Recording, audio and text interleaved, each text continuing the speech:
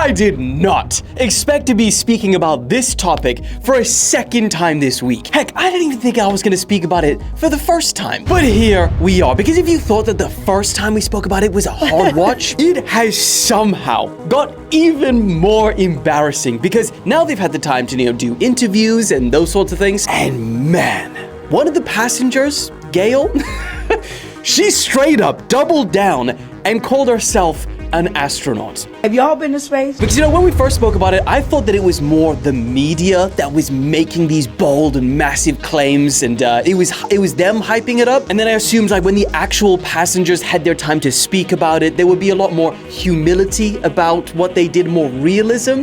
But boy, was I wrong. Dare I say that it is now bordering on delusion, and I don't say that lightly. I still have a hard time calling myself an astronaut. And then there's also the whole side of things where the internet is now calling the whole thing fake. And they're saying that it was staged. Yes, they're pointing to things like the launch and descent looking AI generated, that the landing was, too hard for them to not get injured. And they're pointing out the fact that the door capsule was opened from the inside and then it was quickly shut when they realized, oh no, don't do that. Only for then Bezos to reopen it, pretending that he had to use this whole wench to get it open. Now, there are actually explanations for all of that, which we will get into. Oh, and also one thing that we have to address. Alex made the allegation that I Katy Perried.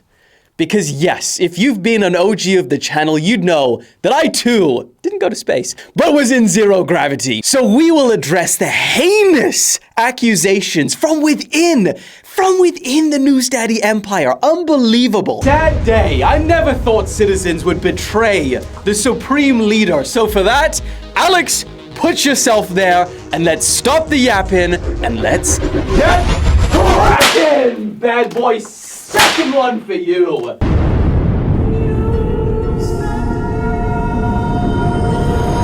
Okay, so I want to start the video with an interview from one of the passengers, Gayle King. Now, for anyone who doesn't know who she is, she's a presenter on CBS and, quote, an award-winning journalist. And actually, the key point there being the word journalist, right? Because towards the end of the interview, she is asked by the interviewer how she feels about all of the criticism about, it being a waste of money, a, quote, gluttonous expense or trip for the rich, to which she replied, I think it's good that we can really address it. I really do love it, because I was one of those people before I went on this flight and before I became educated in space. Why are we spending so much money in space when there's so much to do here on Earth? So, an award-winning journalist said, I used to feel how you guys feel, but then I got educated.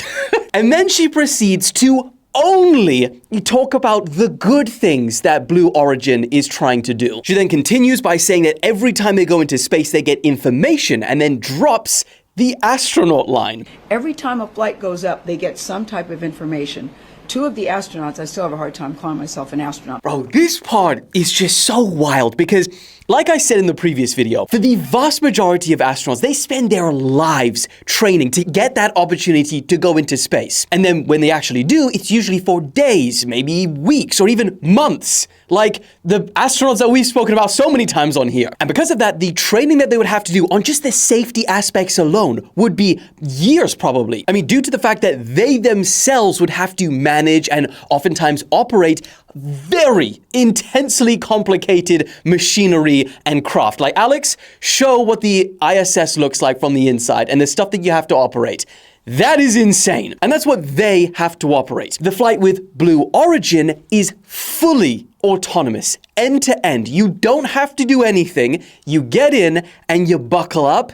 Then when you get to space, you unbuckle, you float around, you get back in your seat, you buckle up again. So to double down in an interview after the world has already made fun of you for saying that you're an astronaut, to then say you have the same title as someone who has trained for 20 years and has spent 9 months in space on the ISS and has received flat eyeballs is wild. I don't like that people are calling it a ride. A ride, you never see a male astronaut who's going up in space and they said, oh, he took a ride. Oh, Lord. I guess we knew this was...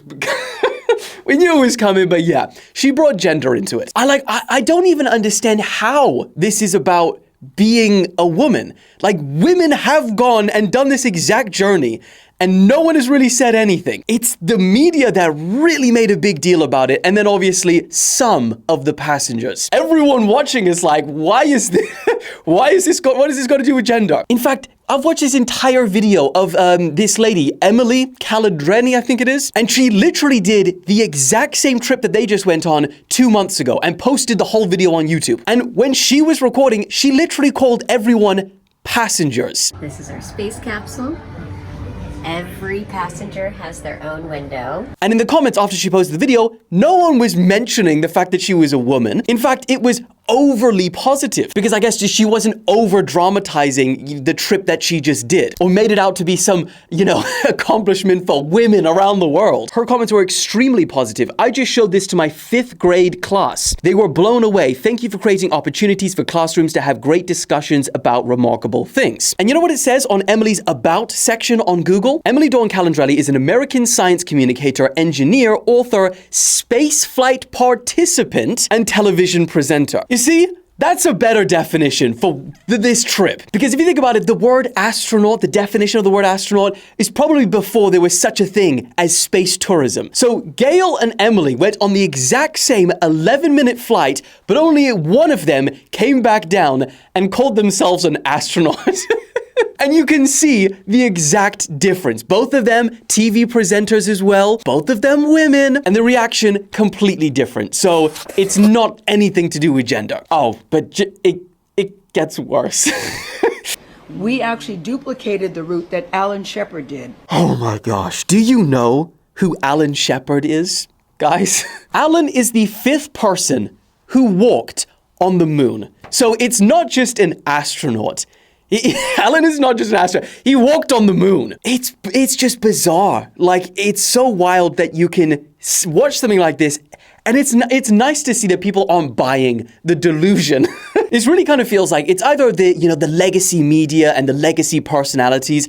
They've either completely lost touch with the common man, or this is the kind of stuff that they always try to frame it as. But now maybe we've just come a long way from just like nodding and being like, yeah, amazing. Someone in the comments said, the toxic positivity is real. And I'd actually never really heard that term before, but I feel like it matches this perfectly. She then goes to talk about how many young girls she has inspired to do the same. I mean, I feel like we would all want our youth to kind of, maybe let's shoot for something higher than paying for a space tourism flight, but yeah, okay.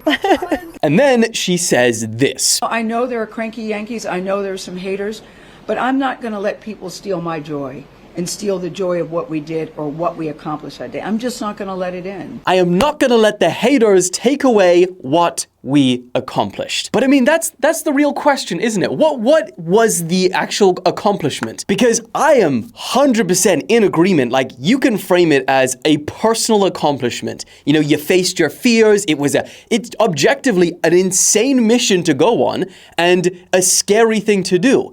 But to be like an accomplishment and frame it as like for all of humanity and young girls that are being inspired. It's like getting into all of the moving vehicles that we get into all the time. If you are not the one operating that vehicle, then the accomplishment is not yours, it's the operators. And in fact, it's worth mentioning, I do kind of feel bad for the 2 women who are arguably the least vocal about the whole trip, but actually like have qualifications and backgrounds that make a lot more sense as to why they wanted to go. Aisha Bao, for example, is a former NASA rocket scientist and aerospace engineer, and Amanda Nguyen has a degree from Harvard University where she studied national security and astrophysics. And she was training to become an astronaut. But now, unfortunately, the internet has just labeled them with a flat out like, oh, the passengers that went on that random time when Katy Perry went to space. Anyway, sorry, let's move on from that part because we also got to talk about the next portion, which is why everyone's like, oh, it was fake, it was staged. Now, a couple of the main points here is that one, they say that the footage looks fake, that it was, AI created. People have run these through AI detectors. It comes out at like 0%, maybe between 0 and 5%, nothing meaningful. I mean, you could make the case, oh, it's not AI, it's CGI, but at this point, it doesn't really matter because we've literally seen this Blue Origin trip multiple times now. This is their 11th journey. It's real. And one of the journeys, Emily, she filmed the whole thing. So, and it's not even unique to Blue Origin. There's many companies now that offer these, commercial flights just into space. There was also that landing when they were like, no way, that landing would have like broke your back. But in the actual capsule, to kind of like break the landing, there is this shot of air that kind of pushes it up once and then it hits, and so it kind of like breaks the fall. So, and you'll see in Emily's clip, she shows that there'll be those two jolts. So it's one, air, and then two. A little bit more, you can hear the thrusters thrusting, that's stabilizing our capsule as we descend back down to Earth. Whoa!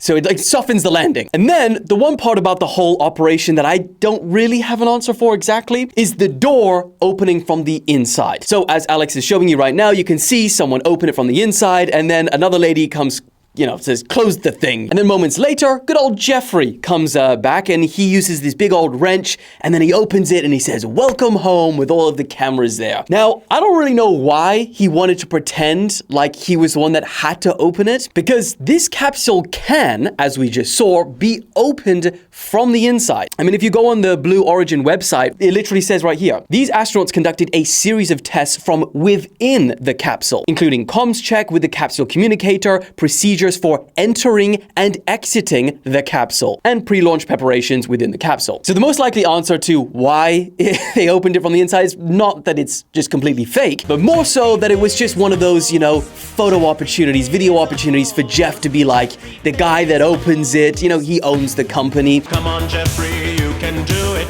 And it's just ultimately PR. It's all PR. And that kind of summarizes the whole mission. They had all the right ingredients. They didn't pretty much advertise all of the other ones, apart from maybe their first or second. But then on this one, they obviously got the celebrities in there, which is what everyone was like, why have you got celebrities? They had the perfect politically correct tagline, which is like the first all-women's flight to space. You had Oprah crying in the footage to be like, oh my God. But despite all of that, it's still a space tourism company that is selling space tourism for $500,000 a ticket. Everything else is just nice packaging, to make it entertaining. And this time, at least, it got called out hard. But then, hey, we got to address myself, because as I'm not even a journalist, but as a would-be journalist, you got to sort of talk about the negative side too, which I refute heavily. So, as you may know, I too went on a little mission. Dylan,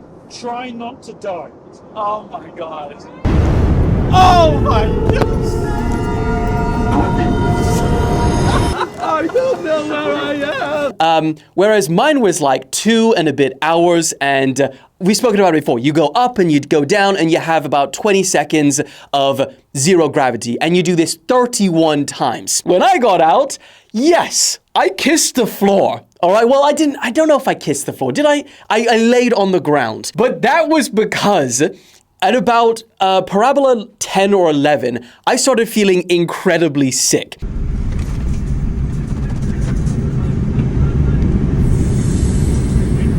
And so I sat in the thing, and I had to go for another few more hours just dying of sickness and pain. So when I got to the ground, Alex, it was relief. It was pain relief. And I would also say that I'm pretty sure it was Alex that called us Space Daddy, all right? Alex's fault yet again. However, I did come back with 2 from the European Space Agency, 2 badges, which I proudly put on the wall.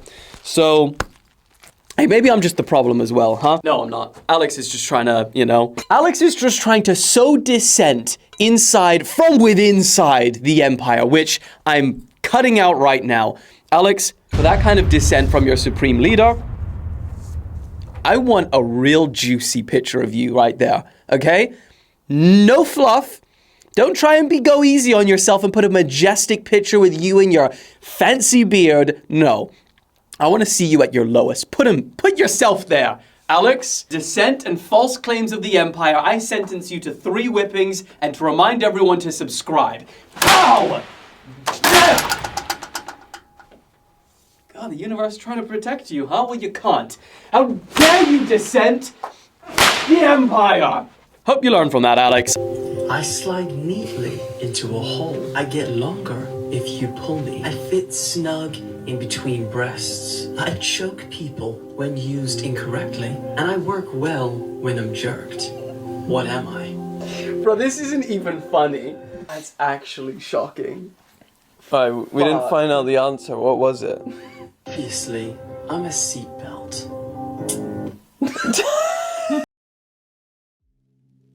Alright, that's the video. Stop the yapping and get rapping up. That's pretty good. Stop the yapping and let's get rapping up. I will see you for Actually, I might see you tomorrow. Maybe. If I don't see you tomorrow, I'll see you next week. Woo!